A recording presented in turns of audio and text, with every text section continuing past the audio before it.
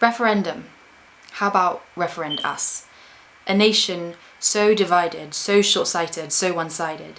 The Leave campaign was guided by misconstrued facts seemingly recited over and over and over again by men who initially seemed pretty excited to watch the world burn, provided that they hadn't been the ones who relighted that simmering pot of hatred that we had sighted boiling on further shores, disunited by that dude with orange skin and orange hair, invited by the poor punishing policies of previous governments, now delighted that their austerity was so far-sighted, and that the poor and people of colour would now be tightened by the fear and slurs of hatred that had ripened like an overweight avocado, oozing uninvited parasites, triumphant on their legitimised defiance against the economic migrants, totally unbiased and democratically licensed in an arena where the truth would be silenced, summarised as Project Fear, designed to minimise Great Britain and all that it symbolised, because one of the strongest global economies would not be circumcised. And the woes of a recession, yeah, well, these were highly dramatised. The people of Britain had too long been agonised by the hordes of people who had come to colonise this little island by taking jobs and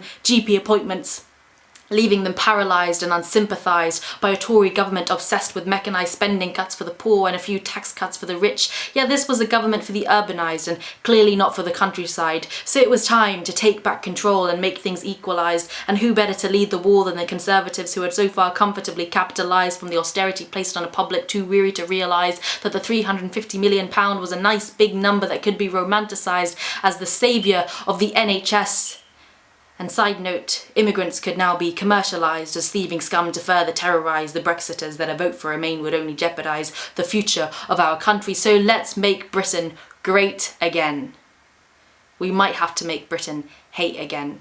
Probably also let's not try to tolerate again, nor should we hesitate to join or stop those who participate in the slurs and chants designed to humiliate. No, let's not emancipate ourselves from the business of racism. Let's not profit from a media that manipulates our closet fears, and let's not demonstrate that we know better than to discriminate between you and I and him and her. No, let's not communicate with reason, nor accommodate cohesion, because right now hatred can't be beaten, nationalism only deepens, and our faith in humanity further weakens.